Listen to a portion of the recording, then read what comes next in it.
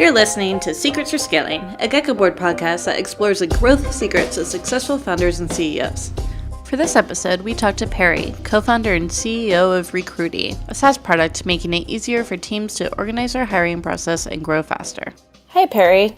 Welcome. Thanks for joining Secrets for Scaling. Yeah, thanks for having me. Great to be here. To get started, can you tell us a bit about what Recruitee does and how it got started? Yeah, sure. Recruitee is a hiring platform for SMEs. It captures your full recruitment cycle, so from making a job offer, posting to sites, styling your career site, sourcing candidates, basically everything that is captured in the hiring cycle. It's a SaaS company, so we focus on monthly plans. Started off officially in August 2015, grew quite a bit in 2016. That was our year that we actually had our first paying customer and started to scale up. And today we have just over 2,000 companies worldwide using this software. So quite happy to see it growing worldwide. What made you start the company? Where did the idea come from?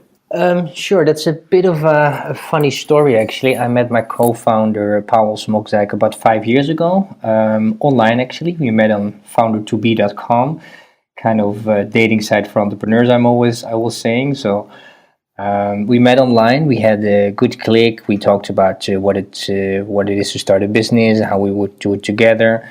He came actually over to the Netherlands, visited me from Poland. Had a good chat about some ideas, and we started 5 years ago with a company called GeoRun, which is a mobile gaming company developing apps and in particular games to help companies gain traffic, website traffic, but also literally store traffic. It was a lot of fun. We did it for a couple of years, and then about two and a half years ago, we figured it wasn't as scalable as it wanted to be. And we had some fun campaigns for ING Bank, for Samsung even, but we figured there's more in the team that we could do, actually, with the skills that we had in the team. So we started actually drawing a list. We made a list of about, let's say, 10 commandments of an online business. Things like it should be sellable worldwide. It should be, staff shouldn't be, there doesn't need to be a need to scale the staff just according to sales as well. So we wanted to have an exponential growth in sales compared to staff. And with a couple of those criteria, we looked at the current business GeoRun and we figured, okay, GeoRun is not as scalable as you want it to be. So this is when we started developing Recruitee as a kind of side project. We were still doing GeoRun campaigns for clients then, and just developed Recruitee as a kind of MVP we wanted an online business to be. And if it wasn't living up to the criteria that we noted down on paper, then we actually wouldn't do it. So we try to stay away from physical meetings as much as we can, just to stimulate the scalability in online sales, focus much on online acquisition, content marketing, inbound traffic from day one, until it was at a point that we figured, hey, this project is great. We love working on it. It's definitely online, much more online than GeoRun was. And then we made a big pivot. We decided to fully stop GeoRun and focus full-time on the Recruitee project. So you just knew you wanted to start a company, and that's what made you go to the founder website, the founder2be.com? Yeah, correct. Yeah, I graduated from university in 2012. Had been looking around for co-founders, a technical counterpart. I'm much more sales and marketing myself. And found Powell, and we hit it off. He was very much focused on engineering, data mining as a background. Had founded an agency before, a development agency. I was active as during studies, also helping out with investments, some angel investment, coaching some startups, just helping out a little bit. So it was a good overlap between our skill set and interest. And that's why we started working actually remotely from day one. He started building a team in Poznan, Poland, and I started building the more sales and marketing team in Amsterdam, the Netherlands. Can you give us an idea of where you're at today for Recruitee in terms of customer numbers? Yeah, sure. So today we have just over 2,000 customers worldwide. I think the majority is in Europe. As we started off, we looked initially within our own network. So a lot of around Rockstar Accelerated, we had a good network in Amsterdam. So majority is still in the Netherlands, Germany, UK. But more and more companies come from the US. It's a big market for us. I think about 15% of our sales is now in the US. Brazil is an interesting market for us, but also in Asia. We have clients in Singapore, for instance. It's still growing about 15, sometimes 25% per month. So we see a good growth in terms of online marketing acquisition and content, as I mentioned before.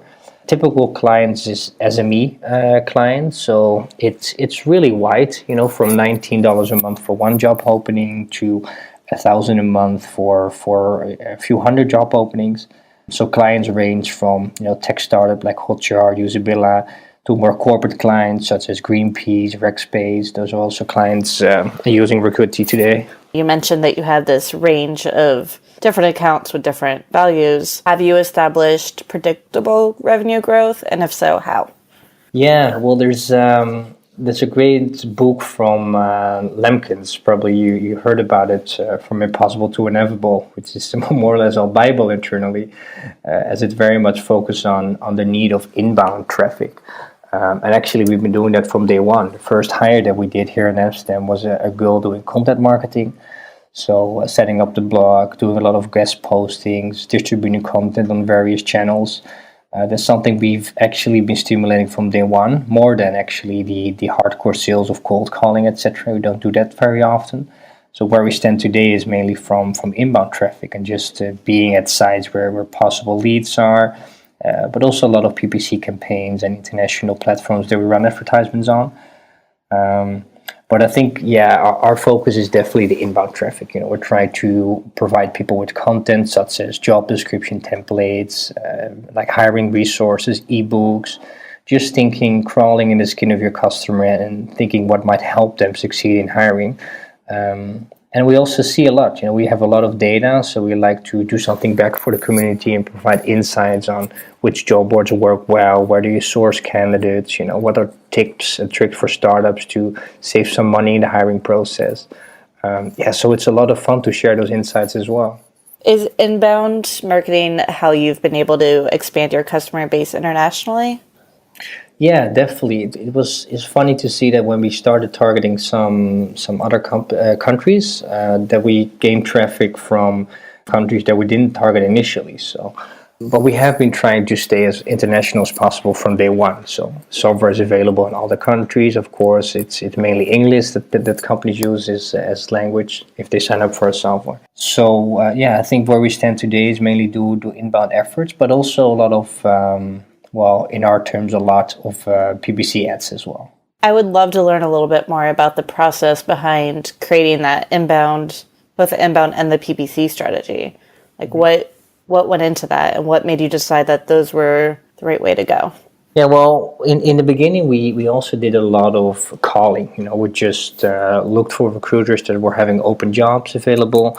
And we called them, even before we built the software, we wanted to have a list of prospects that would say, okay, if it's ready, I'll help you test it. So also myself, I did a few hundred of hours of calling, which I also would advise to all the startup founders that walk around with an idea to just get your hands dirty, pick up the phone and start calling until you have 200-300 potential customers that say, hey, idea sounds good, I'll help you test it. Because it's a great way to get feedback from the market. Calling is difficult. You have to get used to the idea of hearing no often, but you fine-tune your pitch and you start to feel comfortable around hearing no and turning into yes. So it's a good advice to start as lean as possible. We wanted to be a lean company as well. But after initial testing and sales, we moved quickly to the more sustainable channels of traffic. So the advantage if you have core articles or if you have ebooks, etc., then it's just leads keep coming in and it's even cumulative at some point. So we sometimes even combine an ebook or an article that we make with some ads. So we run some Google ads on, for instance, ebooks or on landing pages, just to get more traffic on something that's already written or made. Yeah. So it sounds like you diversify a bit rather than just relying on one channel. No, definitely. Yeah, we have, I think, about 10 or 12 acquisition channels that we map out. And we try to test one new channel every month. So we try to sit down and think about, creative ways of acquiring customers. and give ourselves a kind of experiment every month to see with a little budget what the potential is, and if it's successful, scale up a month later. And how are you measuring those experiments? How do you decide when it's time to either invest more so in one or to cut it off? We look at a couple of metrics. First, of course, is how many visits do we get from a certain channel. How many people sign up? Looking at the 18 days of trial that we have in the software, it's great to track the sources and see which sources give the most signups, but of course also which sources give the most paying users and what's the average spend that those users pick, so we can measure the effect. If you have less signups but they convert better or they spend more, then still it might be a reason to scale up that channel. So in the end, we look at what MRR, what additional revenue is actually bringing, of course, a certain channel, certain campaign, that made us decide to move it up or down. But there are a couple of metrics. We try to look at the metric, what's the web visit to sign up and what's the sign up to paid, before we decide to scale up a certain channel. And is your business model solely subscription? Subscription, but also we offer a couple of services. Like we also help companies set up with career sites. We do some design work for them if they want to. We sell job ads as well, so they can buy advertisements via our platform, kind of web shop idea. But I would say that's less than 20% of the revenue at this point. So it's mainly subscription indeed, yeah. Do you think there'll ever be a time where you move solely to subscription, or do you like having that extra? Yeah, I don't mind. If it's less than 25% of the revenue, I'll be comfortable with it. If it's more, then I would say we're not a product company anymore. So then it starts to be in a red area.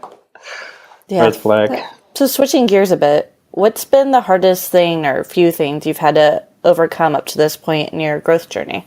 Well, I think in the beginning we were doing a lot ourselves, just the two founders. We had a couple of people that were working on GeoRun. So when we initiated this project to Recruitee, we had to do a lot ourselves, of course, a lot of sales, a lot of marketing, but also handling customer channels and everything, handling support.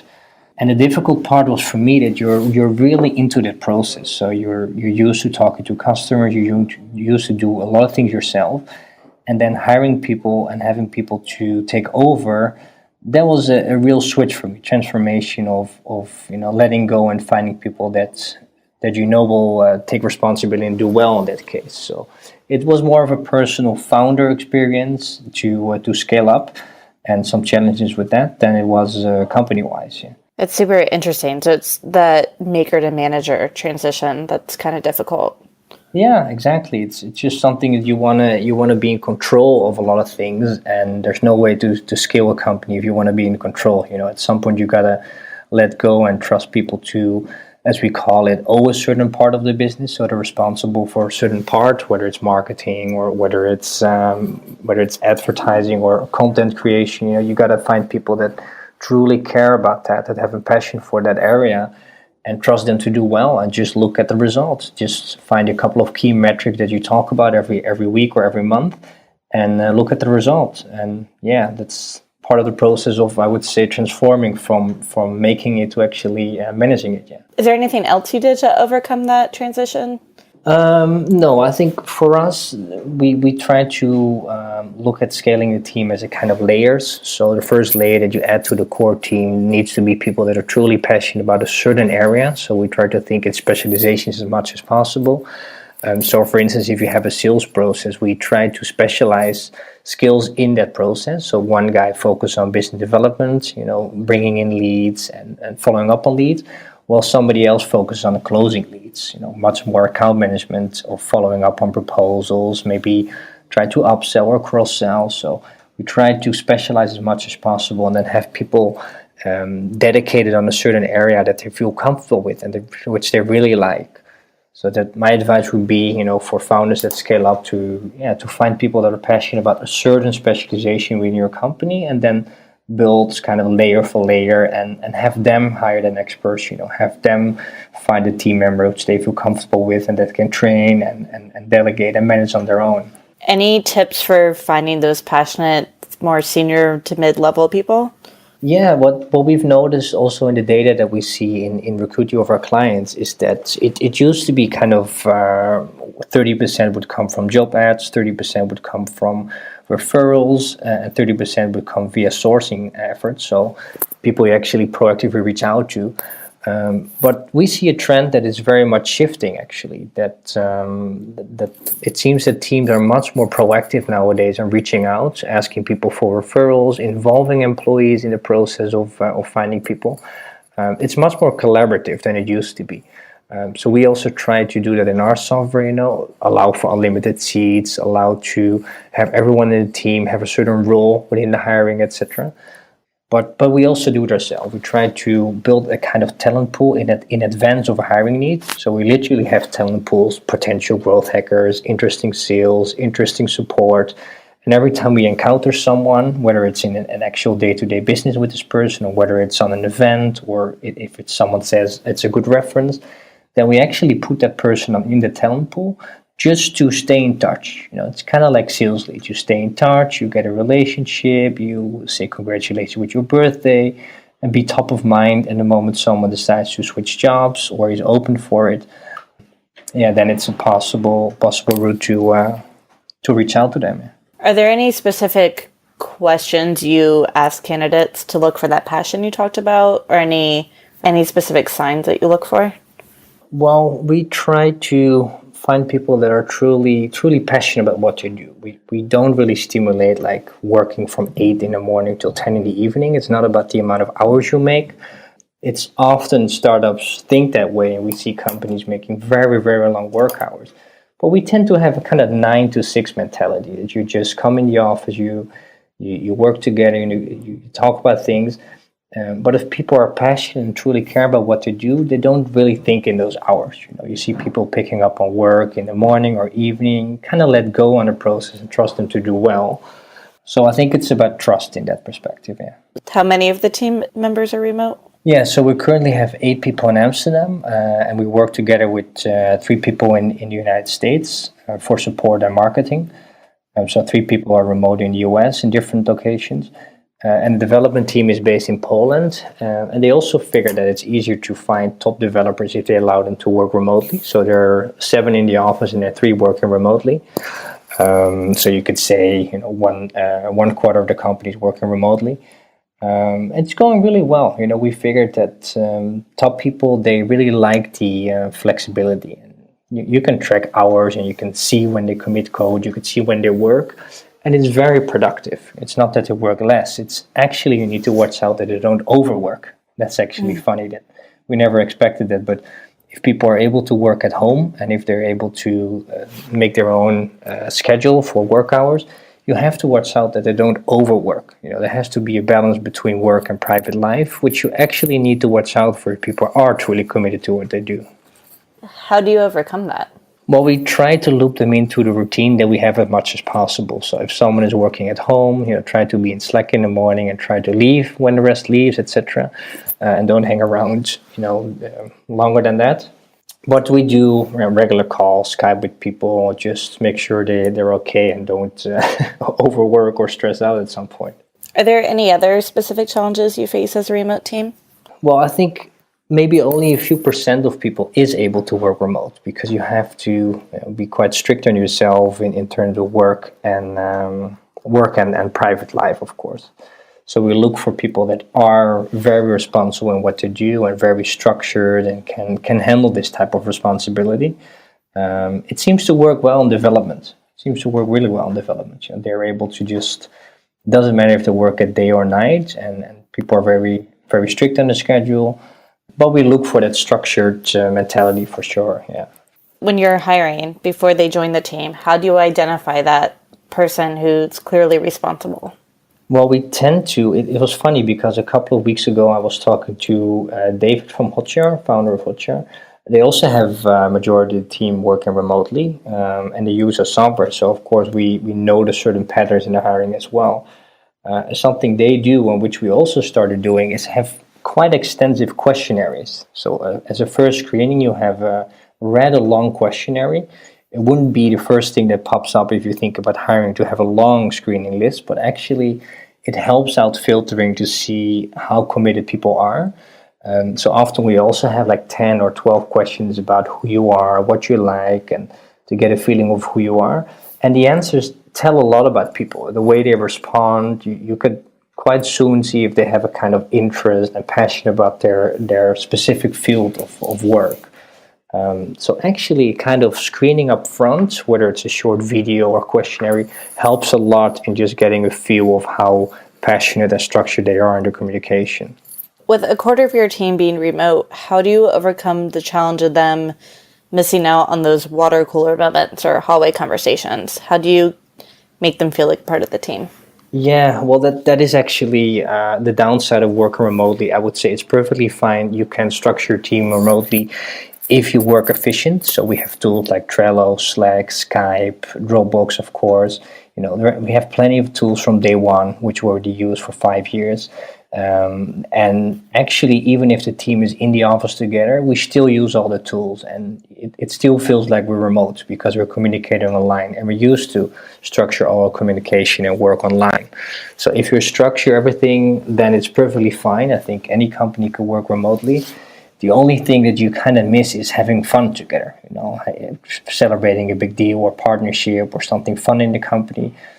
We try to meet up as much as possible. So I think at least 5-6 times a year we meet physically. We take the team from Amsterdam to Poland, or a couple of guys from Poland visit us in Amsterdam, rent an Airbnb for a week, just to celebrate and have some brainstorm out of office as well.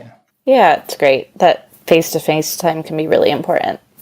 Yeah, it's definitely also to spend some time next to work is also nice, just see how it's going, and you're interested in your colleagues as well, of course. So that's important as well as kind of team spirit. Yeah. So switching gears again a bit, we already talked some about metrics and the role that they play in creating autonomy among the team as well as setting your strategy. Are there any specific frameworks that you use for setting those metrics and your goals and objectives? Yeah, sure. I mean, every month even we meet up and we look at progress of the company, and we see how we could move the needle, how we could move it forward. So we make projections for a year and we adjust them every month depending on how it actually goes. And this is something we do physically or we do online with the whole team. So we share something. If we have a new partnership or new possibilities in development, then we share it online. So we sit down virtually with the team and we share any adjustment in a roadmap or ambition that we have on a monthly basis, actually, yeah. What tools are you using to measure those metrics? Actually, we have a Trello board where we list down per month what we aim to do in terms of development, product releases, but also some milestones that we want to have. And for every department, we have a separate Trello board. So there's for support Trello board, for marketing, and you see per month even what we aim to do. And then you can quite nicely make an export for yourself. Okay, how well did we do? What needs to be moved to the next month? And how much are we on track of what we aim to do? Gotcha. So are you communicating those just in those monthly meetings, or are there any other ways you're communicating the goals and progress with the team? Yeah, I would say mainly the monthly meetings, yeah. And then on a regular basis meet up, and have a discussion just during daytime. In Poland, for instance, a couple of weeks ago, we went with the whole team to Poland, stayed there for a week. So we had plenty of time to, catch up on things like where do we stand, where do we go? And of course, you also have it with the shareholders and advisors that we sit down and say, okay, how is it going? Where are we going? And communicate it back to the whole team, yeah. Do you use anything to keep the team focused between those monthly meetings? Or does everyone just kind of have an idea of what they're working on?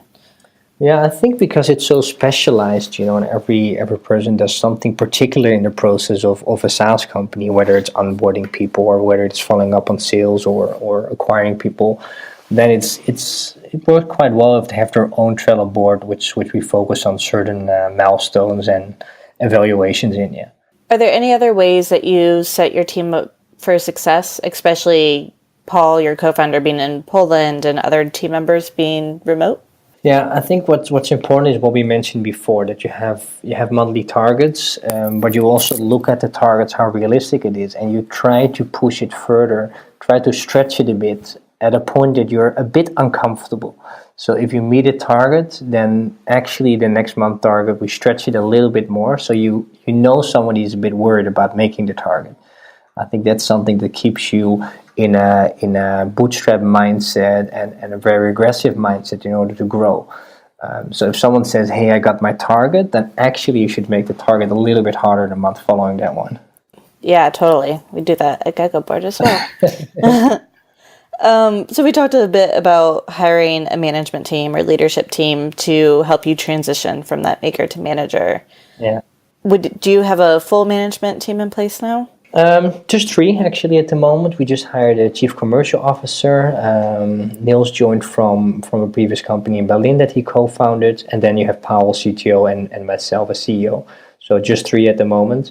It's not as hierarchical. I would say everybody's kind of involved in the day-to-day decisions, and if you have people that are passionate about support, they go a long way in taking initiative and deciding what happens on that front. Yeah. What have been some of the biggest lessons you've learned in communication and managing both your time and helping your team manage their time?